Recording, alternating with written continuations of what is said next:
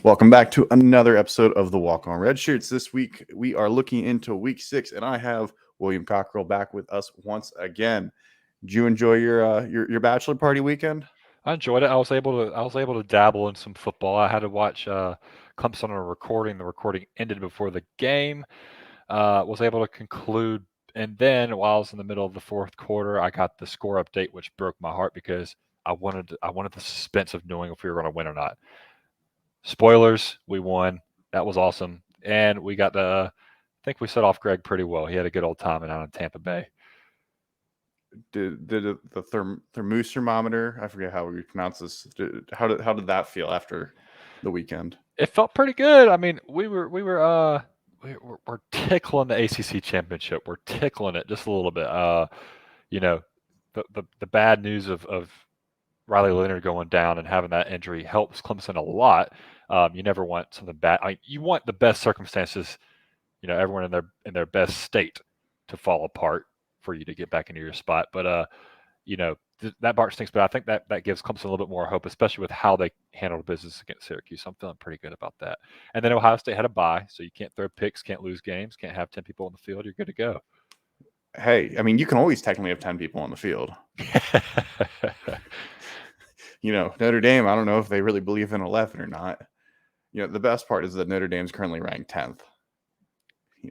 Just for the amount of players that they have on their defense. It makes sense that they put 12 out there.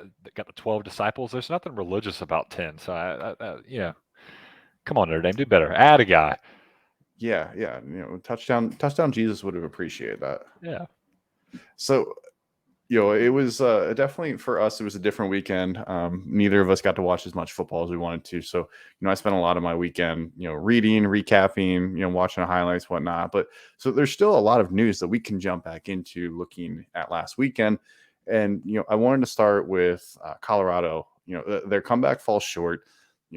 USC, scores 48 points. They win 48-41. What is your takeaway from this Colorado USC game? I think this game says more about USC than it does about Colorado. Not only did USC let them back in the game, I mean, Colorado was scoring at will for a time. They couldn't stop the run. They couldn't stop the pass. They couldn't stop anything. And that's kind of been, the mantra of USC all year is that they just don't play good defense. And Colorado exposed that. I mean, USC was at a massive lead and just let Colorado creep back into it. I mean, yeah, USC may have laid off the gas a little bit offensively, but the defense just what is happening? I mean, and Lincoln Riley comes out in the press today and says that Alec Grinch is his guy. No doubt, all the trust in him, and it's like, man, you're either he's a phenomenal defensive coordinator, and y'all just can't get dudes at USC. There's no shot that's the case, or he just can't freaking call a defense. He might be a great coach, but not a coordinator, and that's what I'm seeing out of this USC team. And hats off to Colorado. I mean, they could have quit after what happened to them last week in Oregon or 2 weeks ago in Oregon, but they bounced back on another big game without their best player and was like, hey, we don't care that you think you're better than us, and we don't care what just happened to us a week ago. We're going to show up, and you're going to have to kill us until the fourth quarter, until the fourth quarter ends. And hats off to them. Cowboy hats off to them. Yeah, you mentioned USC falling apart. USC was up 41-14 in the second half and proceeded to win this game 48-41.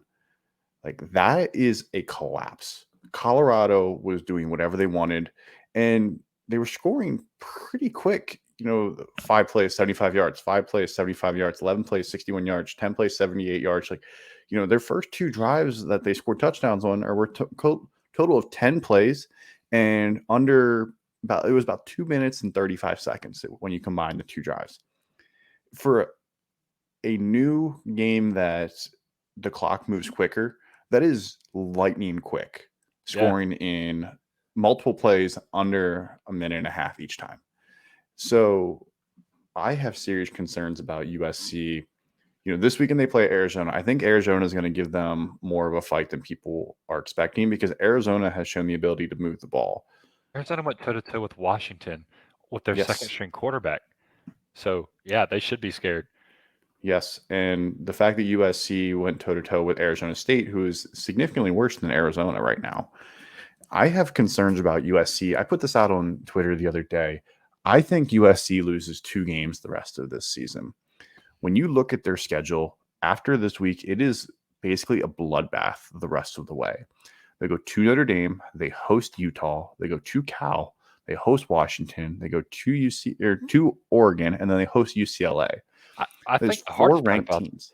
and not only that, but they're never at a place for 2 weeks. They're going No, back and forth. I mean, that's tough. no. And it's not like one of the away games is at UCLA where you're still in your backyard. You're going to Berkeley. Yeah, it's not super far away, but still you're getting on a plane to go up to Berkeley. And Washington's offense is one of the most explosive in the country right now. Oregon has the ability to just run through their defense. I think Sam Hartman's going to have a pretty good day against their defense as well. Utah is an interesting one because there's only have one loss, but we've seen their offense not be able to do anything without Cam Rising. So is Utah going to be able to hold them to like 20 points and try to win that game? I don't know. They're good every other game. So it just depends on which Utah team you get. If we got an even or an odd game. Yeah. But you're right. Like Caleb Williams might find a way to win the Heisman if they go undefeated because he has to score 6 touchdowns every game. Yeah, he has to play all 4 quarters. He's not going to be getting benched early. Like they've scored at least 40 points in every single game, and they've scored 50. They scored 50 in the first 3. They've scored 48 this past weekend. Like Notre Dame's defense, I think, is going to pose significant challenges to USC. You saw Notre Dame be able to have a game plan to slow down Ohio State. Now, granted, Ohio State's offense is not nearly what USC's is right now. They don't have a reigning Heisman Trophy winner on there. But Notre Dame has some dudes on that defense. They have some guys that are going to try to limit the passing attack. And I think Notre Dame has enough skill players on offense that they can win this game. Right now, if I'm going to pick, I'm taking Notre Dame to win this game over USC. Oh, for sure. I'm taking them because have enough. I mean, you don't need much on offense to score on USC and their defense. I mean, ask Ohio State how hard it was to score 17 points against Notre Dame. I mean, those dudes, they're hitting you in the mouth all day long. And I can't wait for that game. That's going to be an exciting game. We're going to, it's strength versus strength, with USC's offense versus USC's defense. But, to kind of segue from, on Notre Dame, like, look at Duke. Look at Duke. I mean, Duke gave them everything they could handle and more. I mean, it took a last-minute run from Audric Estime to help win that game. I'm by the way, Audric Estime, if you're listening to this, I know you are. You're an avid fan. I will no longer bet on your rushing totals to be higher than anything. You have now burned me twice, 2 times. Burn me once, shame on me. Burn me twice, don't do it again. Yeah. Audric Estime, I still really like him. I'm just not sure if he is the number 1 back in the country that people kind of were hyping up to be after the first couple games. But I wanted to say one more thing about USC is they've already had their bye week. Oh, so that's true. they have to play every single weekend again. The only weekend that they have off at this point is after Thanksgiving. Like they play UCLA on November 18th. Then they would get a bye week before the Pac-12 championship. And then then they would play. So you have some incredibly physical games coming up when you talk about Notre Dame and Utah in back-to-back weeks. Those are probably 2 of the most physical defenses that you're going to face. And last year, Utah ran through USC with their physicality Twice. So I'm wondering if, back-to-back weeks, like, are we going to see the defense fall apart once again? I think we are. I think we're going to see it back to back to back to back to back weeks. It's going to happen every single week. It's just, what does Caleb Williams do? Like, and Cal isn't a slouch either. I think Cal is better than probably what we give them credit for right now. I don't want to think that Cal actually has a chance to beat USC, but I could see Cal giving them more of a fight because Arizona State gave them a fight. If Arizona State can give USC a fight, like who can't? Stanford's the only one that can't in the Pac-12 because Stanford's absolutely terrible. But I could absolutely see Cal pushing this game longer than it should. Oh, for sure. I mean, look what they did with Auburn. who just went toe to toe with Absolutely. Georgia. I mean, yeah, future ACC Cal. They're not a slouch. You can't just roll over them. Absolutely. And want to touch on Duke there a little bit. That game, I think that we all thought Duke was going to be involved. I think that a lot of people thought that there was a chance Notre Dame would find a way to get out of that earlier than they did. And then here we are late in the game. Duke has a chance to win it. And unfortunately, Audric Estime just found a hole. Yeah, that was Duke's game to lose, and the most unfortunate thing, we kind of touched on it earlier, was Riley Leonard going down, last possession that they had, and hurting his ankle. That just stinks because you love watching him, the competitor that he is. I mean, I know he didn't light up the stat sheet, but good God, does he make that offense fun to watch? I mean, he's just so gritty, and he literally put his body on the line to win that game, and they really should have. I mean, Notre Dame snuck out of that one.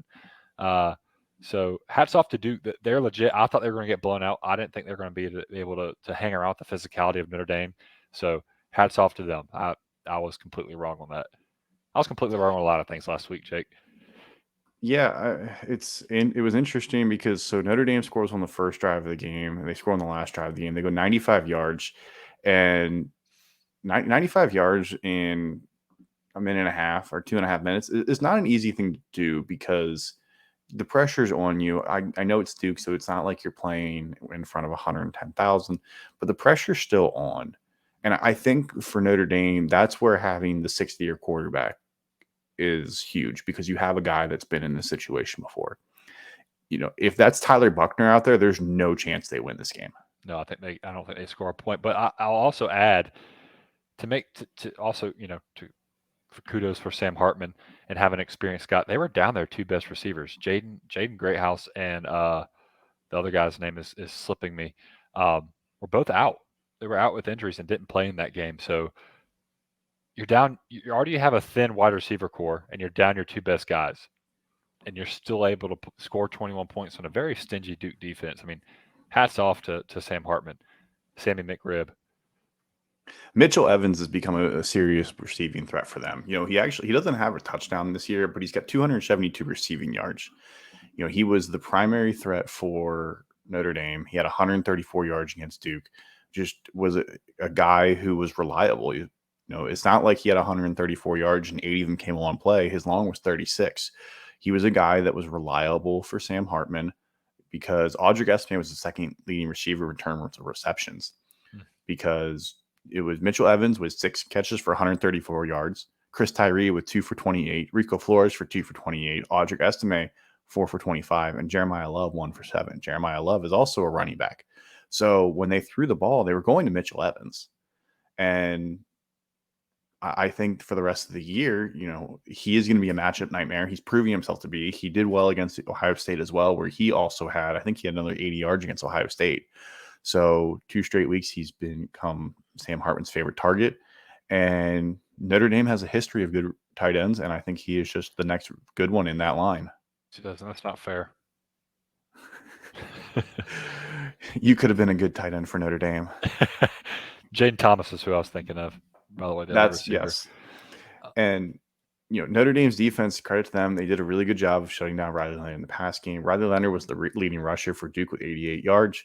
Like we thought, I thought Leonard was going to use his legs to try to help move the ball, and he did. He had 18 carries.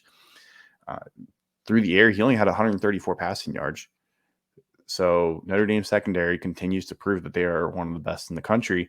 And next week, we're a little over a week away from them facing USC, which is going to be Caleb Williams' biggest test this season. Get ready. That is going to be a phenomenal matchup, and I cannot wait for that one. The last one I wanted to talk about here in terms of magnitude was Georgia struggles again. They go on the road to Auburn. Auburn, which a team nobody really thought was going to be good this year, and I still don't think they're going to be very good.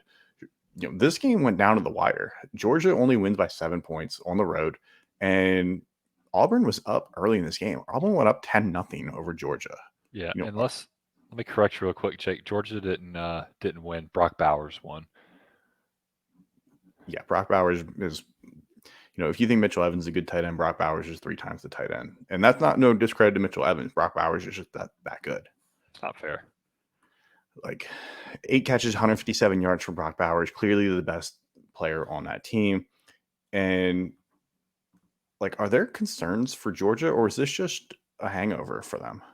Absolutely. They're gonna wake up. I mean, you're not gonna have every game where your star tight end is gonna have 4 catches for 121 yards and a touchdown in the fourth quarter alone. So that's not normal, and quite frankly, like there's going to be a lot better defenses. No, there's not. Never mind. Let me take that back because they don't play anybody this year. But against Ole Miss, I don't think that's going to fly. Again, maybe not even against Tennessee, but especially not against Ole Miss, a team that can score almost at will. I mean, they weren't able to do that against Alabama, but look what they just did last week. I mean, they hit the half-century mark. So you better wake up. Yeah, I mean, there's still a couple games here that are going to be some pretty big question marks. They have 4 ranked teams left on their schedule. Kentucky this weekend comes into town. Now they do get 3 of 4 of them at home. Kentucky, Missouri, and Ole Miss are at home on the road at Tennessee. I think Kentucky. I just don't think they have the firepower to try to put up a fight with Georgia. No, I'm not sure they're a team that can hold down Georgia's skilled players too long. I think Kentucky can make it interesting, but unfortunately, like last year, Kentucky, they had Will Levis. They had some good skilled players on the team. They just weren't able to get the ball down the field.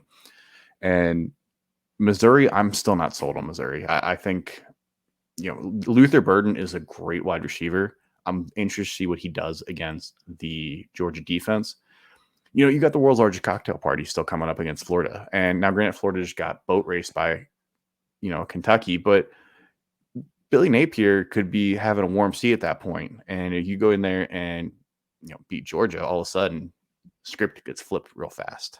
Yeah, and like let's be brutally honest with this Georgia team. Carson Beck is not bad, but he's not great. They don't have the running game that they're used to having. They just don't. Nick Chubb's not walking through those doors. DeAndre Swift is not walking through those doors. They don't have the guy running the football, and they don't have a stud at wide receiver. They just don't. Brock Bowers is that offense, but to give credit where credit is due, Carson Beck struggled early against Auburn. He threw a pick, and he just kept coming back, kept hitting Brock Bowers over and over and over again towards the end of the game. But he didn't seem rattled. You're in Auburn. It's loud. I mean, they are up 10, like you said, and he just keeps showing up and playing like he'd been there before, and he hasn't. So that did impress me a little bit. And that Georgia defense still, I mean, they're pretty good. Georgia as a team averaged 3.6 yards per carry. Edwards had 76 yards, 2 touchdowns, averaged 4.0 yards per carry. Dylan Bell averaged 6.3 yards per carry.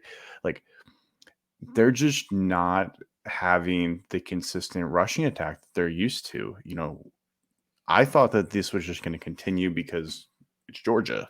They run the ball. They're, physical up front. They create the holes.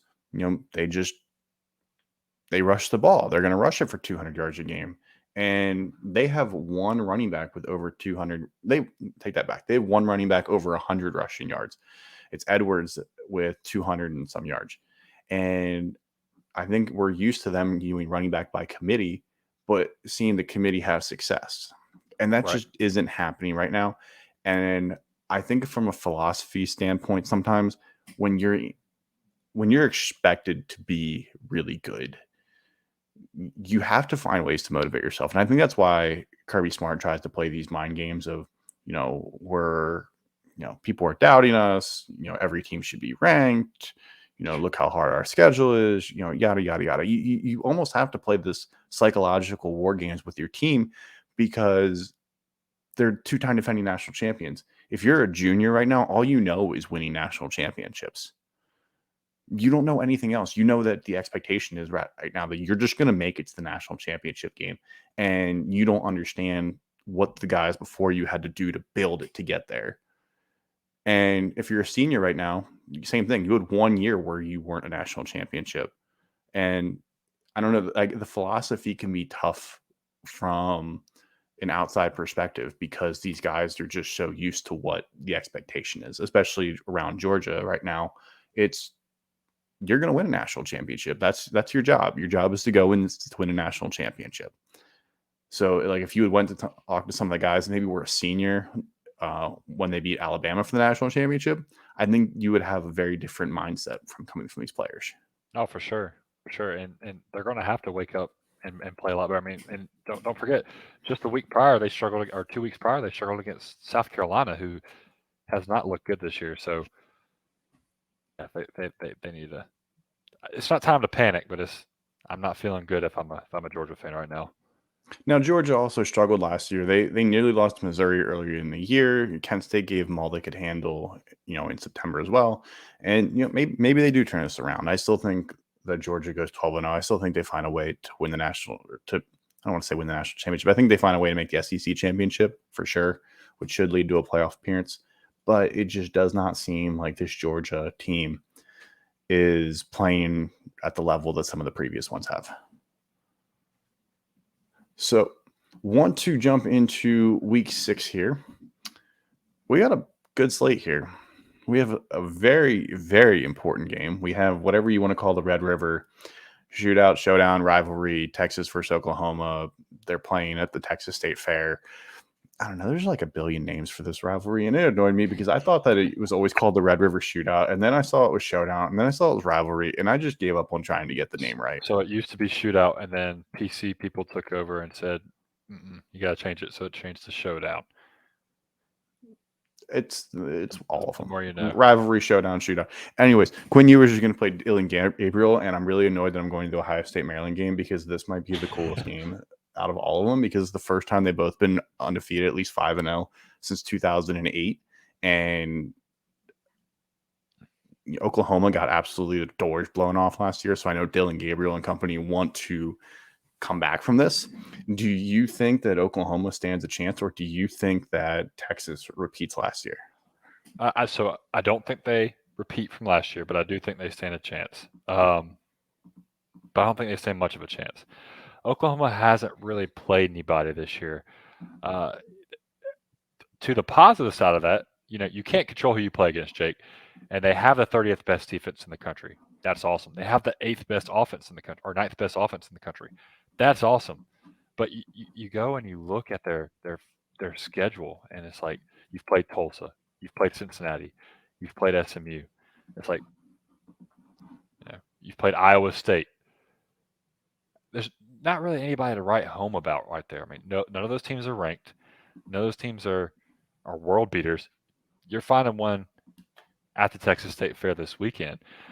But with all that being said, you take that stuff, throw it out the window. This is a rivalry game.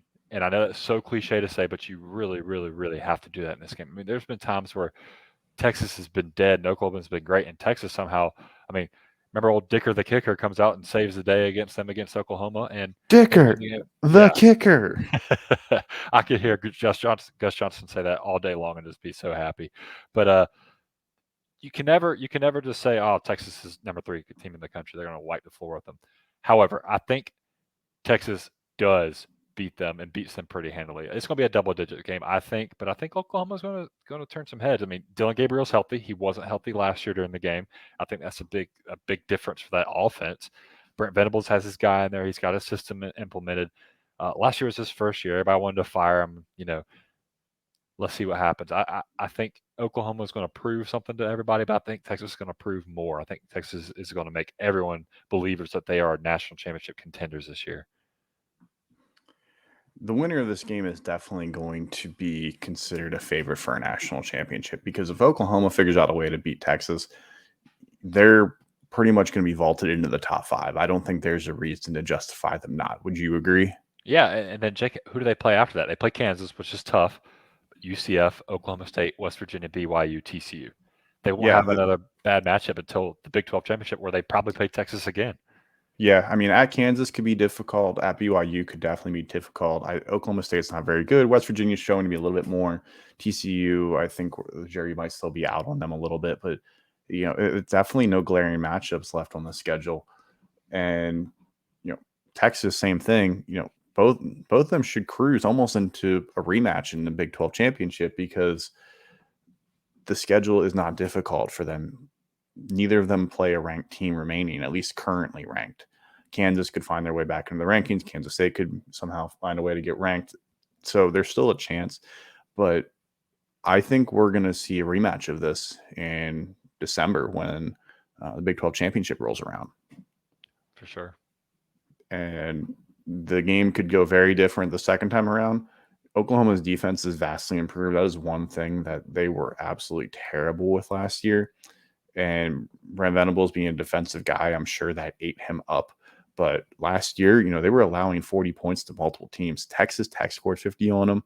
Baylor scored 38. TCU scored 50. Kansas State scored 40. Kansas scored 40 on them. It just was not a good situation for them last year.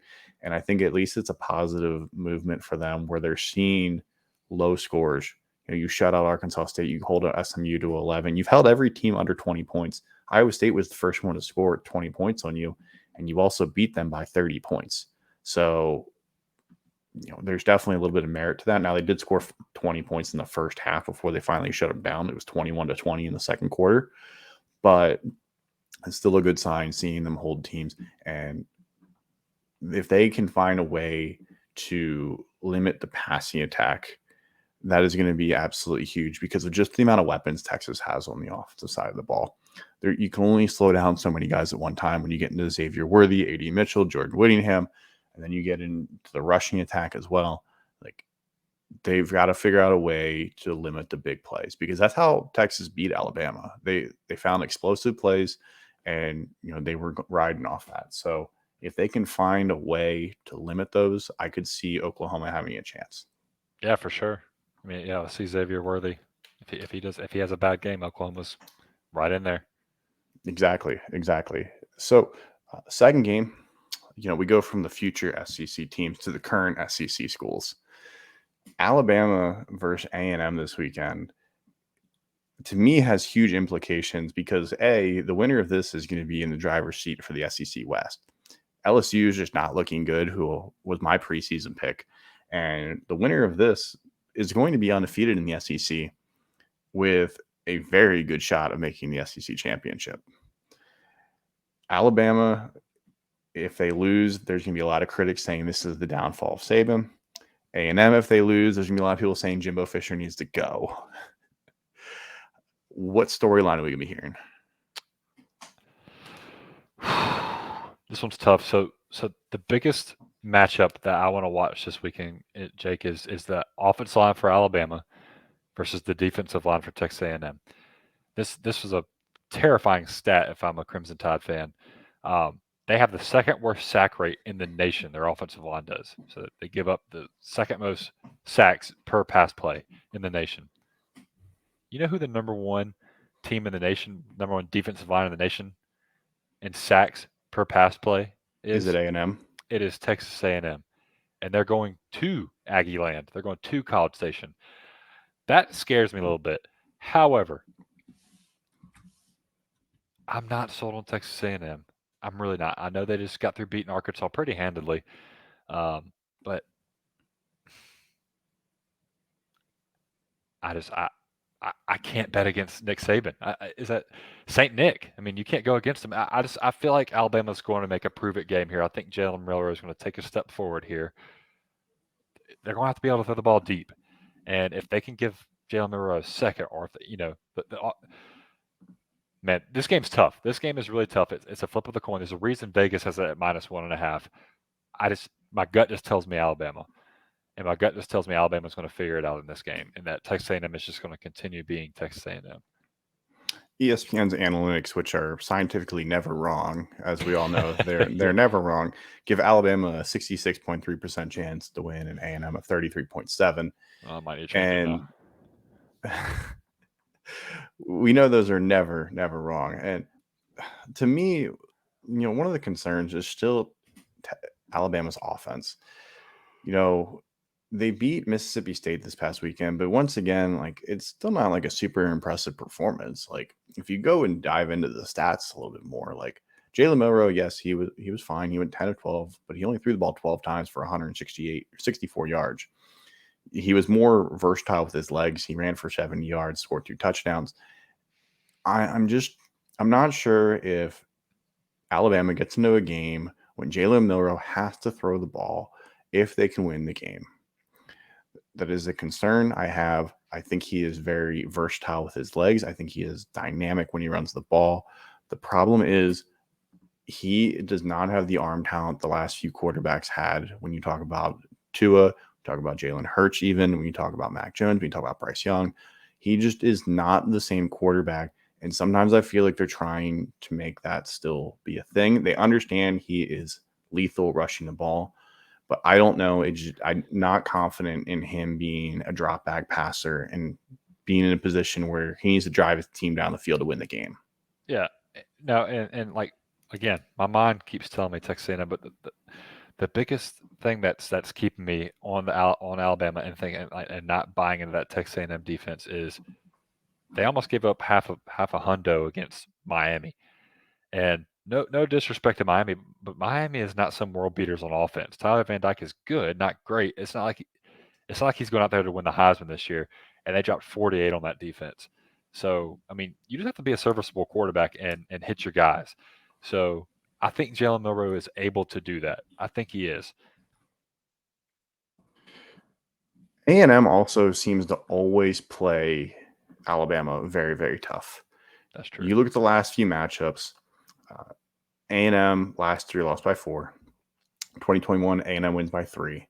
2020, Alabama just throttled them. They won by, 28 or 38? Won by a bunch, nearly 28 points. The last couple matchups have been very, very close, and it just seems like consistently A&M finds a way to keep this game closer than it should, even if the talent doesn't match up. I think Vegas also understands that. This game being played in College Station is huge. If this game was at Alabama, I would feel much more confident, but I wouldn't be shocked, especially with how bad Alabama's offensive line has been. You got to remember, Texas A&M, like 2 years ago, recruited all of those 5-star defensive ends. Well, all those guys are now playing, and there's a reason why they're getting a bunch of sacks. It's because these guys are just getting into the backfield. Shamar Turner was a 5-star. Walter Nolan was a 5-star. Shamar Stewart was a 5-star. Shamar Turner, I don't know where he was. But they've got all these guys that are just getting into the backfield at this point because they're crazy talented. And I think they're going to get in the backfield. The question is, does Alabama find a way to get around that, knowing that their offensive line is a liability? We're going to learn. We're going to learn real quick. And we're also going to learn about Georgia. If Georgia can somehow win by the skin of their teeth again against Kentucky, or if they can find a way to actually be dominant against a good team. Yeah. And this is just another one of those games where I'm like, man, do I know ball at all? Like, because everything tells me that Georgia's going to dominate this game, but then you see Kentucky and what they do to Florida last week. I mean, they just boat raced them. They out physicaled them. They outran them. They outpassed them. They outcoached them. In every which way, they beat Florida last week. And if that same Kentucky team from last week plays that same Georgia team from last week, I think Kentucky could beat them. And again, my heart's like, go Kentucky, go Kentucky, go Kentucky. My brain's like, you can't go against Georgia. How do you go against Georgia? I mean, they're the defending champs. They're going to find a way to win. Oh my gosh, it's tough. And somehow, Kentucky is 14.5-point underdogs. Vegas knows something because they've been loving that 14-point line for Georgia games this year. And Ray Davis had his coming out party last week, but he's not a hidden commodity heading into this week. There's no way Georgia glosses over the guy who rushes for almost 300 yards against Kentucky or against Florida. Guy averaged 11 yards a carry. He got a first down every time he touched the ball. Scores 4 touchdowns. There's not just we'll forget about him. So he's definitely going to be a focal part. And when I look at Kentucky, I thought Devin Leary was going to be really good this year. I thought Devin Leary was going to come over, have a Will Levis kind of situation, but I thought he was actually going to be a little bit better than Levis. And he's been kind of disappointing if you look at it. He only had to throw the ball 19 times last week, but that helps when you have a running back that goes for 300 yards. But He's thrown an interception in every game except the last one. They haven't played great teams. Vanderbilt, Akron, Eastern Kentucky, and Ball State by no means are barn burners. But then they absolutely go out and demolish Florida. They won by a larger margin than they did against Eastern Kentucky.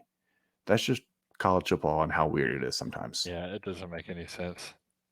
It doesn't make any sense at all how you can beat Florida by a larger margin than you beat Eastern Kentucky. But that's why the transitive property does not work in college football, and why anybody that says, well, so-and-so beat so-and-so, transitive property does not work. Well, you can't sleep on the kernels, and the transitive property has to work, Jake. That's how UCF got a national championship. Sure, if we want to dive into that one. My Eastern Kentucky Fried Chicken kernels, man, they come to play. Eastern Kentucky, I can't even repeat that. It was a mouthful. Eastern Kentucky kernels, little fried chicken action, KFC, Kentucky Fried Chicken. I don't know. You think it was based in Eastern Kentucky, because you got Western Kentucky out there too, but they're the Hilltoppers. Yeah, we don't. Yeah, and what the hell is that mascot? I love him. I love Big Red, but what is that? He's just a red blob. He's just loving life. How can you diss on Big Red? He just out there loving life, living a good time. Nobody can be hating on Big Red. Oh, I'm not hating. I love me some Big Red, but whoever came out with that definitely has been living in the hills of Kentucky their whole life. Are there any other games for this weekend that really stick out to you? No, not really. I mean, I'm curious to see what Michigan does against Minnesota. I think Minnesota's a better team than people give them credit. It's going to be kind of their first test, but I think they're going to beat the crap out of them. LSU at Missouri, maybe, but nothing I'm concerned about. Besides my Tigers going to the Demon Deacons and favored by 20 points, that's scary.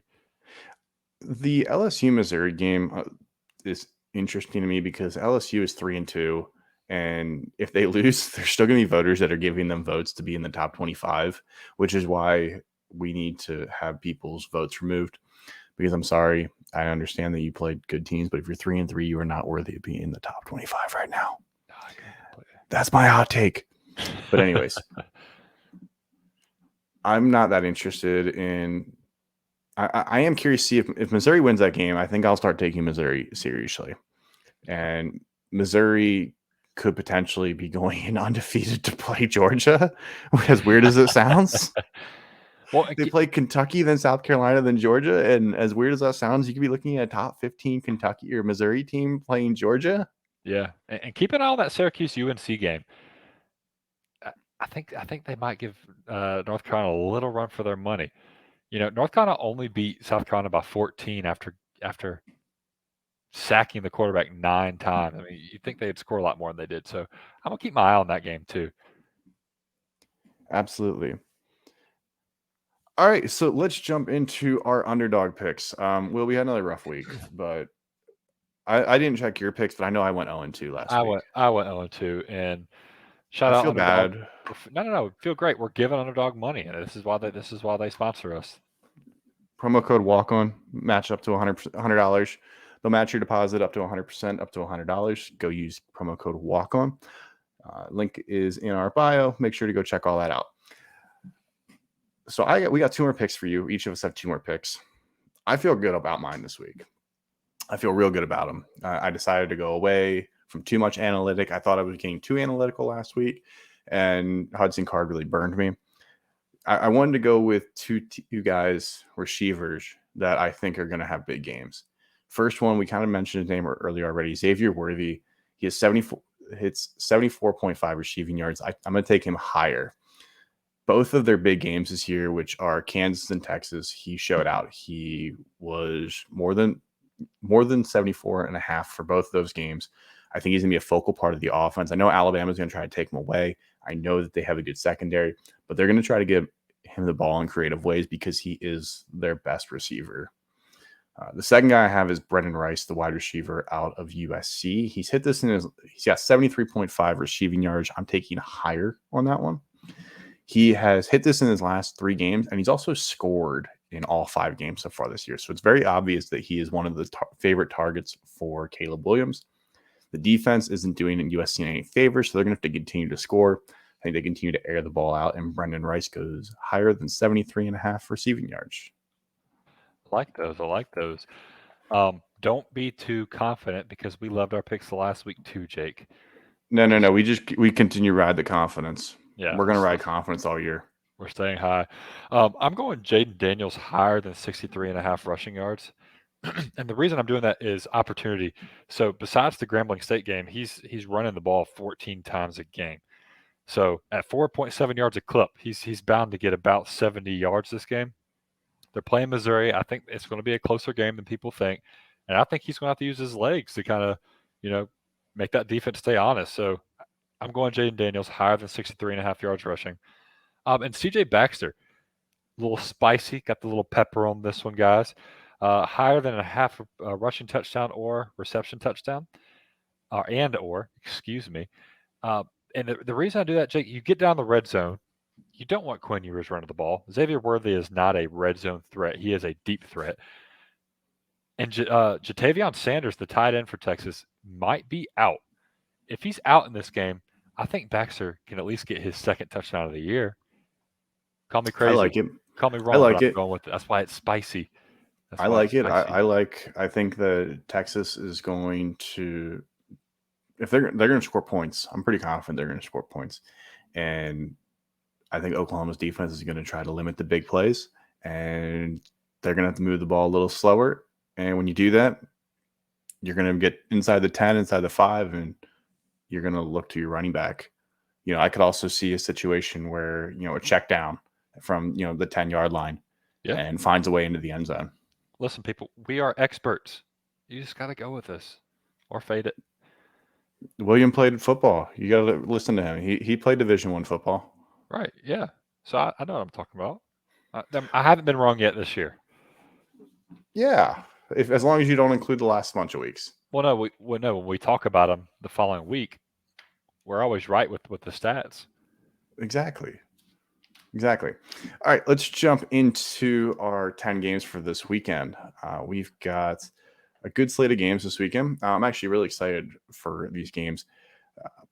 The first one we have here is a noon game. We have Maryland traveling to Ohio State. I'll actually be in attendance for this game. Yep. So Ohio State you can't bet on this one. It's Kirk Herbstreit rule. Yeah. Sorry. Ohio State is a 19.5-point favorite over the Terrapins. I think the Tortoises lose this race.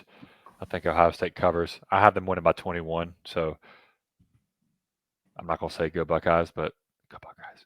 You just said it. So we talked about this before the show, and Maryland hasn't played anybody nearly the caliber of Ohio State. They played Charlotte, they played Virginia, they played Indiana. They basically played the bottom dwellers of the Big Ten and bottom dwellers of other conferences.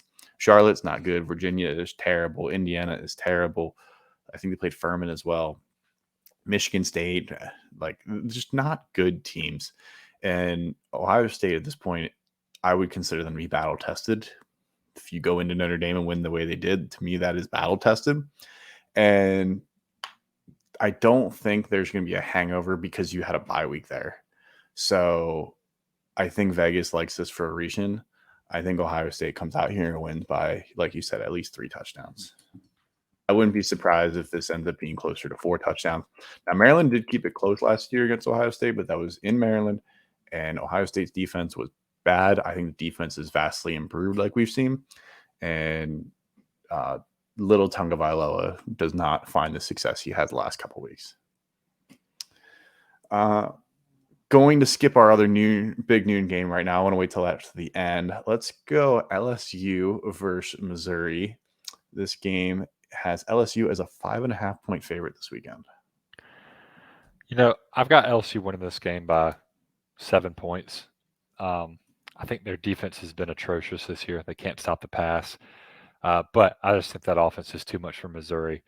I'm going with LSU minus 5.5. I'm going to differ from you here. I think Missouri wins this game.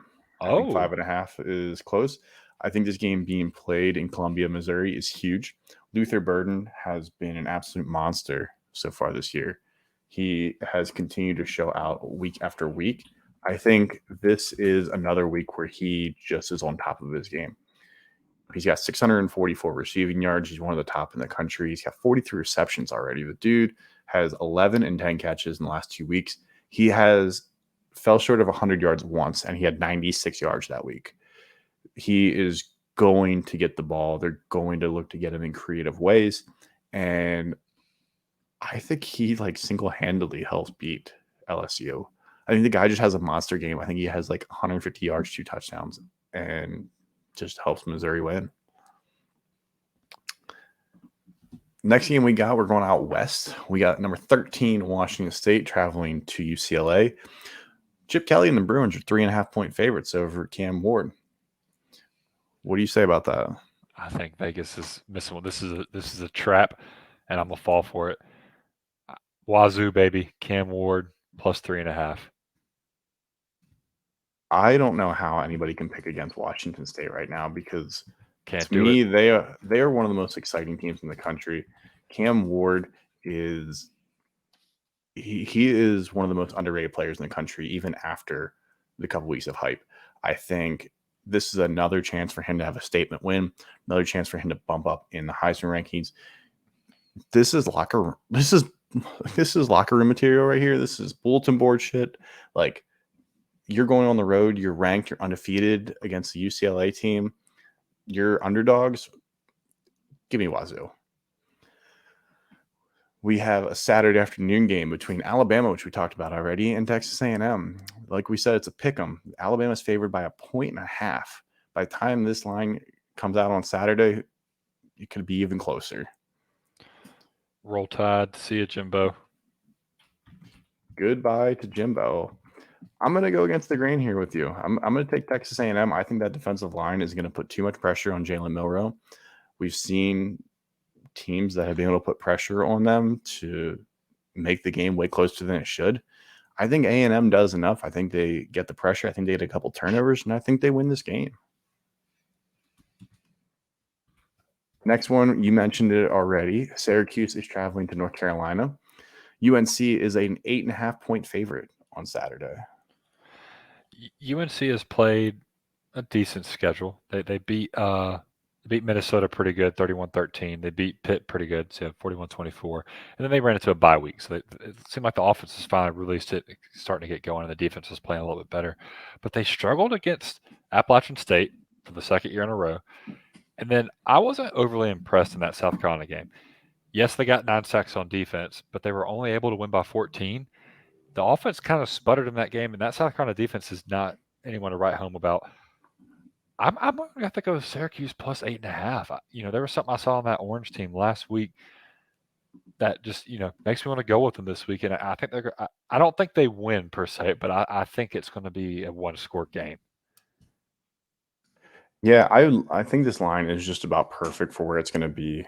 I think North Carolina is going to have this be closer than they're wanting to be. I think Syracuse it wouldn't shock me if Syracuse has the lead at halftime. But I think North Carolina finds a way to pull away late. Drake May is not having the season he wants to, but all it takes is one moment, one game to completely flip that switch, and all of a sudden you're back on track. So give me North Carolina by 8.5. Not confident in that pick. It might be my least confident pick out of all of these. All right, Kentucky travels to Georgia. They are 14.5-point favorites in Athens. Do the Dogs cover 14.5, or do they struggle again? I think the Cats going to cover this one. I don't think they win. I think Georgia wins another one, but I think it's a 10-point game. I just think 14.5 is too much for how this Georgia offense has looked. I think Brock Bowers is going to show up. I think the defense is going to play well, but I think Kentucky is going to score enough, wrong vowel, to keep them in the game against this Georgia team, and who's been sleepwalking all year. And I don't see any sign of them not turning that around anytime soon. So I'm going Kentucky to cover, Georgia to win. If the Auburn game isn't a wake-up call for them, I don't know when it's going to come. Kentucky has a chance to actually beat them. I don't think they will. I don't think Kentucky has the firepower to do it. But I think Georgia is still sleepwalking in this game. at home against South Carolina. I get it was in the rain. They struggled. UAB put up a fight against them early. Auburn had the lead for a decent portion of the early part of the game. I think Kentucky finds a way to keep this game closer than it should be. And I think, 10 points makes sense. It wouldn't shock me if Georgia goes up, 14, 17 points and Kentucky has a last minute cover, or vice versa. If it's a 7-point game, they kick a field goal to put it out of the range. But I don't see this game reaching 17, 20 points. I think Kentucky covers this. We have a Saturday night game between Notre Dame and Louisville. Notre Dame is once again a 6.5-point favorite, which I believe is what they were last week against Duke. I think Going on the road. Oh, you're right. It was 5.5, but this week we got 6.5. Louisville's also undefeated. Does Notre Dame find a way to cover 6.5 points over Louisville? I think they do. I mean, just like last week, I think Notre Dame crushes them. But God, I apparently don't have a read on this Notre Dame team if this happens again. But I'm going with Notre Dame minus 6.5. I think they win big. But we're going to find out what Louisville's made of for sure. Louisville confuses me because they've had games where, they look like a really good team, but then they play, quote unquote bad teams, and they just aren't able to put it together. This team struggled mightily against NC State. This isn't the same NC State team. NC State replaced their quarterback halfway through this game, and they only scored 13 points. Indiana, they only won 21-14. Georgia Tech, they only won by 5. And they had to come I don't know what the read is on this.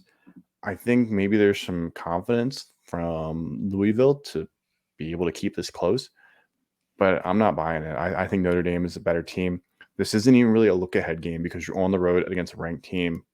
I don't think this is any bit of a look-ahead game. I just think Notre Dame is going to win by 14 to 17 points. Sam Hartman's played him before. He's familiar. Oh, I guess it's a new regime, new coaching staff. So, yeah, but he has played. I'm guessing he's played in Louisville. He played at Wake Forest for 46 years. We got a group of 5 game, which could potentially be one of the best games of the whole weekend. This could be the game that determines which group of 5 team goes to a New Year's Six Bowl game. Yeah. You got Fresno State, number 24 Fresno State, traveling to Wyoming. Wyoming is 4-1 with their only loss being at Texas. And they gave the Longhorns all they could handle for 3 quarters. Yes, they did. Fresno is a 6.5-point favorite in this game. And I'm going to have to go with that. I think Fresno State, what they've shown me so far this year is that they're able to compete with essentially anybody. I mean, they've played a Power 5 team. They handle their business. They've played group of 5 teams. They've handled their business. I mean, they beat down Arizona State, and they struggled a little bit against Purdue, but I just think they handle business. It's really tough because I want to go with my Cowpokes. Love Wyoming. I don't know. I'm really digging this Fresno State team. Yeah, Fresno went to overtime with Eastern Washington, which was interesting. But you could say it was sandwiched in between 2 Power 5 games between Purdue and Arizona State. So, in theory, that was a look-ahead game because Fresno State would be wanting to get up for Arizona State. Right. I like what Fresno is doing. The last 3 weeks, they've allowed a total of 19 points between Arizona State, Kent State, and Nevada. Wyoming, when you start digging into the stats, they're not elite at either offense or defense. They just kind of find ways to win games. And I think their luck runs out. I think Fresno State wins this game. You just need a touchdown, and I like Fresno in this one. Yep. The other game we have here is we have a group of 5 versus a Power 5. I want to try to mix in some of these a little more. I'm trying to diverse our games and not trying to just pick 10 Power 5 games. So we have Marshall traveling to NC State. Marshall is actually undefeated. NC State has 2 losses. And NC State's a 6.5-point favorite on Saturday. And NC State has just changed their quarterback. They went with the Morris kid. I'm forgetting his first name. MJ Morris is what his name Morris. is. And which I think he's a phenomenal quarterback. There's got to be a reason he wasn't starting over Brennan Armstrong. I don't know. But I'm curious to see what this new look NC State offense looks like. However, this NC State team struggled against UConn. They lost to Louisville, by 3 points. They almost lost to Virginia. They had to come back and win against Virginia, who's abysmal this year. Marshall beat Virginia Tech. Marshall beat Old Dominion, and Marshall beat East Carolina, who's a pretty good team. I'm going Marshall plus 6.5. Yeah, Marshall beat Virginia Tech to me, which is like the most damning out of all of this. Virginia Tech still is not a great team, but beating a Power 5 team, technically, well, they beat them at home, which is interesting. Virginia Tech traveled to Marshall. But I like what this Marshall team has. They're an intriguing team. They find a way to run the ball pretty well. They're averaging 4.3 yards per carry. Their quarterback isn't an all-world beater. He's only thrown 4 touchdowns. Cam Fancher has only thrown 4 touchdowns, 4 interceptions. But their running attack, Rashid Ali is one of the most underrated running backs in the country, honestly, because he plays in the group of 5. He's been there a bunch of years. Against Virginia Tech, he went for 174 yards, 2 touchdowns. He has had at least 2 touchdowns in every single game this year. He went 2-3, 2-2. He is the heart and soul of that offense. I think this game is big for them. I mean, if they win this game, we talked about Fresno and Wyoming playing for a group of 5 bid. Marshall's right in that mix too at 5-0. Yeah, for sure. So I am going to take Marshall as well. And that takes us to our big game of the week. The Red River rivalry shoot. Would you like to tell the 5-star listeners what our little wager is by the end of the year on this? Yeah. So right now, we went and tallied our picks for this weekend, for the year. I have 23 wins. William has 25. The winner is going to get a 6-pack of beer. We can say beer on this podcast from the other one's local region, state, whatever you can find. So when I win, I'm going to get some South Carolina beer because I'm definitely making a comeback here. Now, if William were to win somehow, there's plenty of breweries around here. I'll find some sort of 6-pack and ship it down to him. But when I win, I can't wait to drink some South Carolina beer. I'm excited for some Ohio beer. Never had it, but I can't wait. It's phenomenal. It's phenomenal. We've got so many great breweries up here. Maybe even if I win, I would still send you down something, just because, so you can taste what victory would taste like. Yeah, just one though. Just one. Just want a single beer. Just a single beer. Yeah. So Texas and Oklahoma playing in Dallas this weekend. I forget if they play at the Cotton Bowl or if they play at Jerry World at this point. But I know they play in Dallas at the Texas State Fair. And Texas is a 6.5-point favorite this weekend. Does Quinn Ewers take care of business, or is Dylan Gabriel? I think Quinn Ewers takes care of business. I think they end up winning by double digits. I think this is going to be a good game, but I think Texas wins by at least 10. They're just that roster is just too complete. They're just too much for Oklahoma, and I think Oklahoma's a year away from being legit. They are good this year. I think they're going to stumble against Texas. They might stumble again down the stretch, maybe against Kansas if Jaden Daniels is healthy. But I don't know. 6.5 points I don't think is enough for this Longhorns team. I'm actually going to take Oklahoma to cover. I think that the rivalry aspect will come in here. I think Texas wins this game still, but I could see this coming down to a last-second field goal or coming down to the last 2 minutes of the game. The rivalry aspect always just adds a bigger question mark in there. You never know what you're going to get out of these teams. There's been plenty of years where the underdog comes out on top. I don't think that happens, but I think Oklahoma keeps this game way closer. I think the defense is vastly improved where it's not going to be a 49-0 shutout. I think that if I was a betting man, which I am, I'm more inclined to take the under 60.5 because I think that the defenses are going to play a bigger part. I think Oklahoma's defense versus Texas's offense is a major key. I think Oklahoma's ability to try to score is going to be crucial. I don't know if they're going to be able to get to over 30 points. I think the final score for this could be like a 31-27, which would put you just under 60.5 points. I like it. We got 5 different teams, 5 different picks this week, so there's some ground to be made. There's definitely some ground to be made up. We got one question from our fans this weekend. So Jeffrey Darlin, Hefe_Wisen, loved it, big beer guy, asked, is Kansas a better job than Michigan State right now? Absolutely, in my opinion. You're in the Big 12. The Big 12 is expanding. I'm assuming that you're coming at the angle that does Lance Leopold leave for Michigan State, and I think the proof is in the pudding with Kansas, and they've shown they're willing to invest.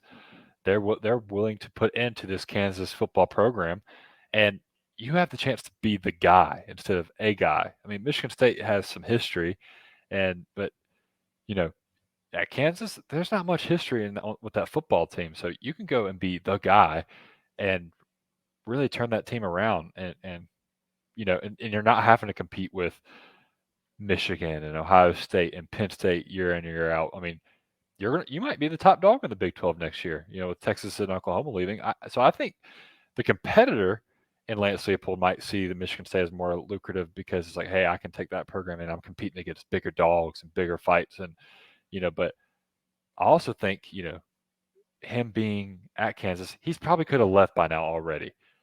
If you're going to leave, I don't think you're going to leave for this Michigan State job. That's my opinion. I think you're going to take a more lucrative job. You're going to wait for a job to open up not that Michigan State's a bad job. I just think there's better jobs to be had in the future, and you're not going to leave what you've created in Kansas at this point for that. Yeah, I think with the controversy surrounding Michigan State, I don't know if I were in a position like Lance Leipold, if I were going to look to leave for that job.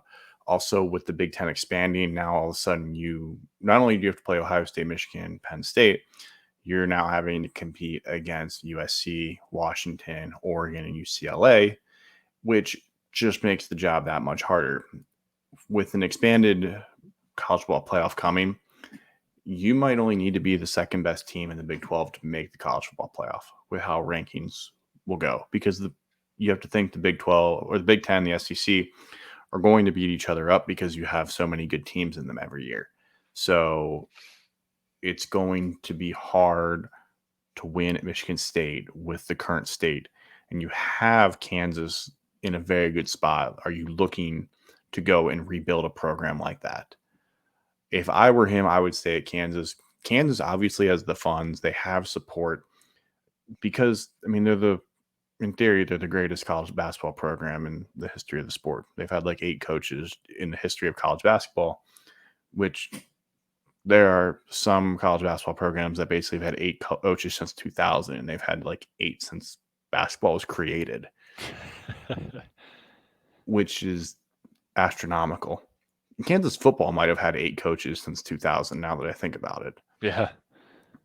So for them, Kansas has to find a way to pony up the money. They definitely have it. There's definitely support there. Pony it up.